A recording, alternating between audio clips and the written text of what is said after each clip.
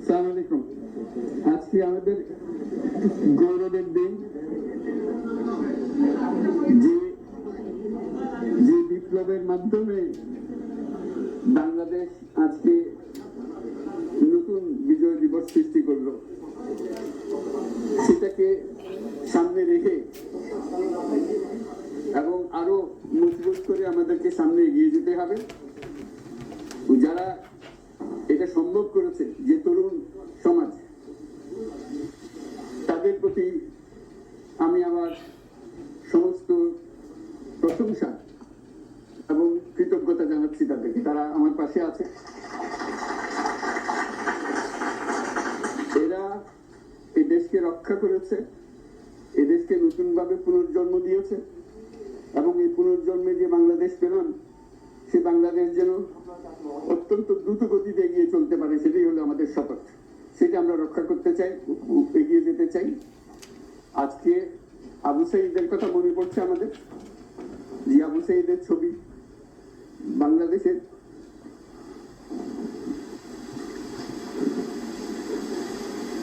প্রতিটি মানুষের মনে গেঁথে আছে। এটা কেউ বলতে পারবে না। কি অবিশ্বাস্য একটা সাহসী যুবক, বন্দুকের সামনে দাঁড়িয়ে আছে এবং তারপরে থেকে কোন যুবক, কোন যুবতী আর হার মানে নাই, সামনে গিয়ে গেছে এবং বলছি যত গুলি মারো, মারতে পারো, আমরা আছি। তো যার কারণে এটা সারা বাংলাদেশ জুড়ে এই আন্দোলন ছড়িয়ে গেছে এবং যার কারণে বাংলাদেশ এই দ্বিতীয়বার স্বাধীনতা অর্জন করলো। এই স্বাধীনতাটা আমাদেরকে রক্ষা করতেই হবে। শুধু রক্ষা করা নয়, এই স্বাধীনতার সুফল প্রতিটি মানুষের ঘরে পৌঁছাতে হবে। তা না হলে এই স্বাধীনতা থেকে পৌঁছানো হলে আমাদের শপথ, আমাদের যে প্রতিজ্ঞা, যাদেরকে এটা করতে হবে, ঘরে ঘরে পৌঁছাতে হবে। মানুষ যেন জানে যে বাংলাদেশ স্বাধীন হওয়ার অর্থ হলো তার নিজের পরিবর্তন, ব্যক্তির পরিবর্তন, সুযোগের পরিবর্তন, তার ছেলে মেয়ের ভবিষ্যতের পরিবর্তন। এটা যেন প্রত্যেক বুঝে নেয় এবং তরুণ সমাজকে বোঝানো যে এই দেশ এটা তোমাদের হাতে, তোমরা এটাকে তোমাদের মনের মতো করে গড়ে তুলবে। তোমরা যেভাবে স্বাধীন করতে পেরেছো, তোমরা এটাকে তোমাদের মনের মতো করে গড়তেও পারবে এবং তোমাদের দেখে সারা দুনিয়া শিখ কিভাবে একটা দেশ, একটা তরুণ সমাজ গ্রহণ করতে পারে এবং তাকে পাল্টে ফেলতে পারে। তাদেরকে আমি বারে বারে এমনি উপদেশ দিই যে পুরনোদেরকে বাদ দাও, তাদের এই পুরনো চিন্তা দিয়ে এটার মুক্তি আমাদের হবে না করি, সারা দুনিয়ার মধ্যে এটা হবে না। এটা শুধু বাংলাদেশের কথা না, সারা দুনিয়াকে জুড়ে কথা বলছি।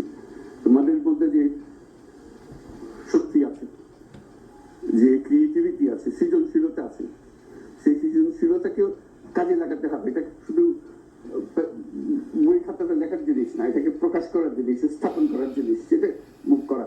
এটা আমরা এই আজকে আমাদের পুরো কাজটা হলো, দায়িত্বটা হলো, তারা যেটা অর্জন করে নিয়ে এসছে এখন তাদেরকে দিয়ে এটাকে করিয়ে দেওয়া, আমাদের সমস্ত কাঠামোগুলো পরিষ্কার করে দেওয়া। সরকার বলে একটা জিনিস আছে, কিন্তু মানুষের কোনো আস্থা নেই। মানুষ মনে করে সরকার একটা দমন পীড়নের একটা যন্ত্র, যেখানে পায়, যেখানে সুযোগ পায় তার একটা কষ্ট দেওয়া, তার থেকে নিংড়ে দেওয়া, যে সকল স্তরে। এটা হলো তার থেকে কেমন ভাবে সামাল দিতে হবে তাকে, একটা ভয়ের একটা জিনিস, তাকে সামাল দিয়ে চলা। এটা হলো সরকার। এটা সরকার হতে পারে না।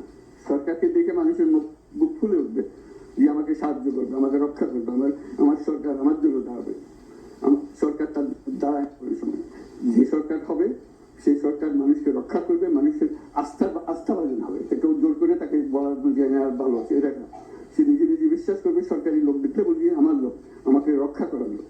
সেই আস্থাটা আমাদেরকে ফিরিয়ে আনতে হবে মানুষের মনে। তাহলে মানুষও যোগ দেবে এটাতে। মানুষ এখন পিছিয়ে থাকে যে কিসের মধ্যে আমাদেরকে ঢুকিয়ে দিচ্ছে।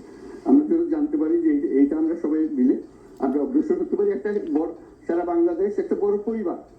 এই পরিবার আমরা একসঙ্গে চলতে চাই এবং আমাদের মধ্যে দ্বিধা দ্বন্দ্ব যা কিছু আছে সরিয়ে ফেলতে চাই। যারা বিপথে গেছে তাদেরকে পথে আনতে চাই, যাতে করে একসঙ্গে আমরা কাজ করতে পারি।